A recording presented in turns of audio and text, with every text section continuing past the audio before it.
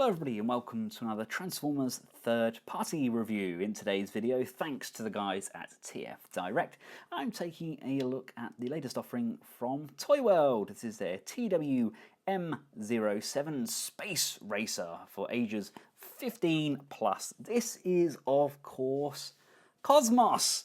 He comes in a very funky little box.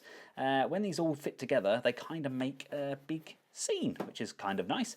Very compact, very good because it's cheap on shipping. Although we do get one of these come in a big cardboard thingy, a box, that's it. Again, we're getting a nice little selection of these going on now, and these are a very good size. I love my backgrounds, as you know. These are just a nice different option, and of course we also get one of these, which is what we place Cosmos on. Got a little bit of flashing there, and these kind of fit at different points, kind of like here and stuff. No, not there. There. I know there's a couple there. You can kind of put them where you want to, or I have one like this. So you get the idea. They are very versatile. And here we have everybody's favourite cosmonaut out of his packaging. First thing you may notice is he's not yellow. He's a little bit deceiving on Toyworld's behalf, I think. I believe for the original imaging he looked more yellow than what he actually is. But as you can see in hand, he is in fact perfect green, but a gold. And now I know they're not trying to do masterpiece figures, they're doing their own thing, their own scale, like what we got with their their Optimus Prime. And I really liked how he came out. I liked his build quality, I liked his aesthetic. But this guy is just way too close to masterpiece to not kind of put that final nail in the head and give us a spot-on accurate version of Cosmos. And to be honest with you, this, even though he has the colour changes that he does, is my favourite Minibot I own to date. Firstly, must apologise as well for the microphone. I've just literally gone through the cable on my normal lav mic, hence I'm sounding a little bit more tinny than I normally would. I'm on a replacement mic until mine actually arrives. But yes, let's look at this guy. He is absolutely gorgeous, but he is not without his fault. I've seen various people post up on various forms of social media about lots of different paint imperfections. I've got a small one here on the chest. People have got some on their faces, on the backs, and it's very insignificant, but unfortunately once you see it, it's kind of all you see. Now, Spaceracer does come with some nifty little tricks. You can compress his legs down to make him look a lot stumpier, much like Cosmos, whilst you can pop the head down so it's somewhat sunken inside his neck joint there, or we can pop that all the way up. And we also get the option to grab the head and actually rotate the top section. And if you can see that on camera, it's quite difficult to get your nails in there, but we get some different eyes. These ones are much bigger, kind of more vibrant, and that's personally my favourite look for him. So with the stumpy little legs going on, the head's kind of sunken down slightly, and those big vibrant eyes. You can also adjust the height of the shoulders. You can kind of bring them up further or down further. There's a lot of different variations, have them coming in and out. It's nice to have choice. Now, as well as the paint imperfections, he's not absolutely perfect. There's some things I would, of course, change. I don't like these gun hand things just kind of sitting there in the forearm. I would have liked it if we could have tucked those away inside the arm, just so they're not there permanently. And also, when you go to turn the head to put it in a different pose, the face mask does tend to kind of slide and slip round, so you can end up with a very odd expression on his face. It doesn't really want to go where I want it to. Don't get me wrong though, there is a lot of articulation on this guy. I mean, the head does go up and down. We can go left and right and side to side. The shoulders are on a ball jointed hinge. A lot of people will argue that a Masterpiece figure should not have ball jointed hinges. It works for some figures, it doesn't for others. I think for this guy, for his sort of size and stature, I think ball joints work absolutely fine. We go all the way around. We've got tilt in that shoulder there due to the transformation.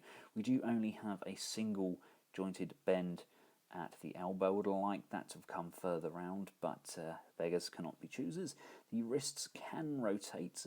There is actually minimal clearance there, but it does still go round nonetheless. We do get the option to bring this section up, untab this section, fold the hands in, tab that back up, and fold the gun round, and there we have gun fingers.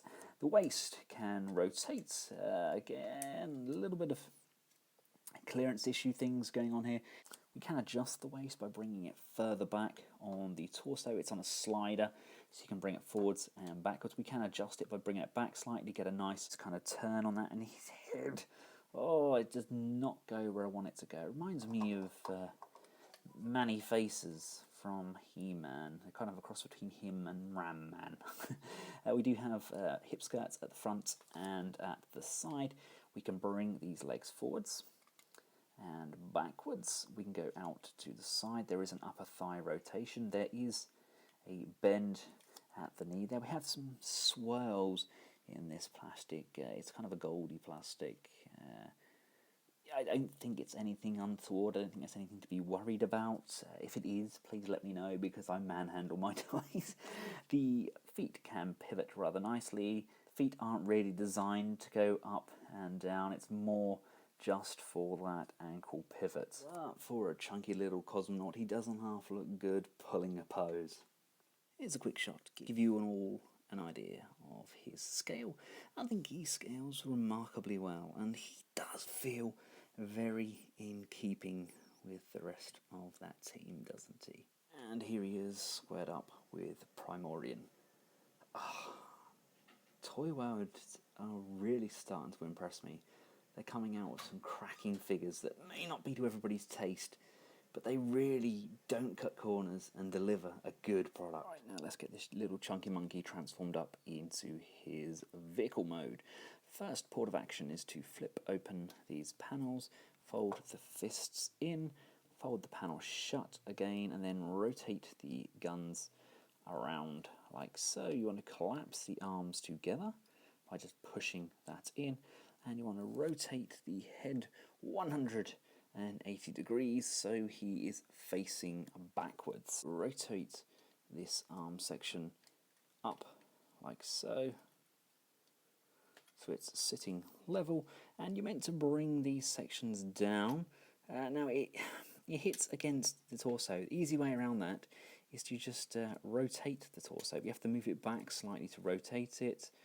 You can then bring it up and down, and then you can move that back, and we can do the same for the other side. So you're left with something that looks like this. Now slide the leg sections all the way to the back, and speaking of leg sections, we can actually tab these in together like so. Extend these sections at the back and extend this section here and here, and if you look, you can slide this section forwards and forwards, giving him toe lasers. There's a small tab on the underside here. Just flick this section like so, revealing this green fold out section, and then flip up his crotch plate. Remove his butt plug, and you can place that underneath like so. That, ladies and gentlemen, is unfortunately parts forming. It's not essential. Basically, you don't need it on the back there, and you don't need it on the base there. It's only if you choose to use the flight stands. So that is entirely up to yourselves. Your next port of action is to collapse those knees down like so, and bring the leg down, but make sure that he is in the seated position like so. The instructions tell us to rotate his eyes around as well.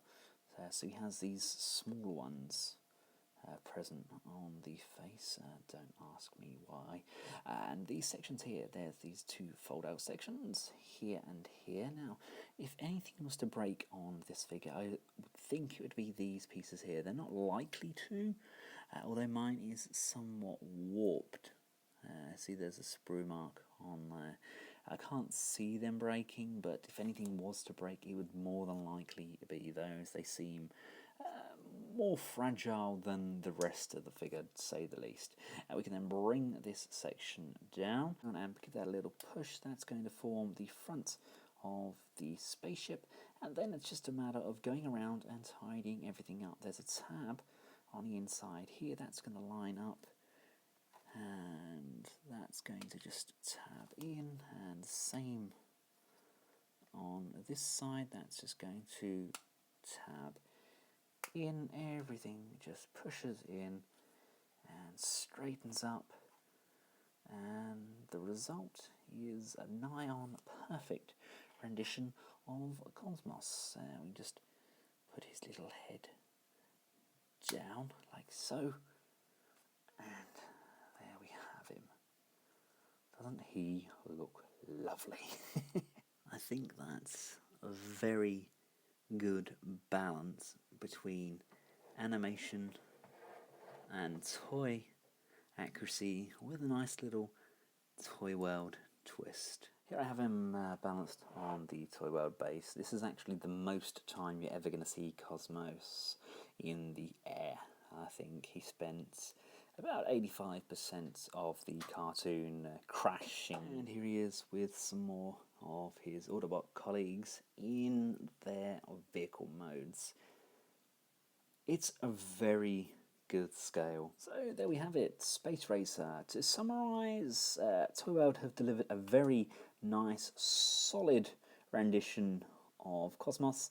The colours are very good, although the gold should be yellow, but it's still my favourite of all of my Minibots. He's a very good balance between like a chunky, robust toy and some fun engineering. It's pretty much all we could expect from this little guy. There's so much heft in there, there's some die cast. It's not without those faults that I mentioned, but I just think he's a very fun toy. It's just something kind of cheeky, chappy about him, and I really like it. I know Fans Toys have one planned. I know that X-Transbot has one planned, and they may be brilliant. They may be absolutely fantastic. No doubt I'll get those and compare them. But if you've bought this and you want a Cosmos in your collection, you're not going to be disappointed. It's a very good figure. I can honestly say that. I was genuinely very impressed. Thanks again to the guys over at TF Direct for making this video possible. I've included a link in the description below where you can click through and check out this product on their site. And until next time, from myself and Spaceracer, thanks for watching. Goodbye.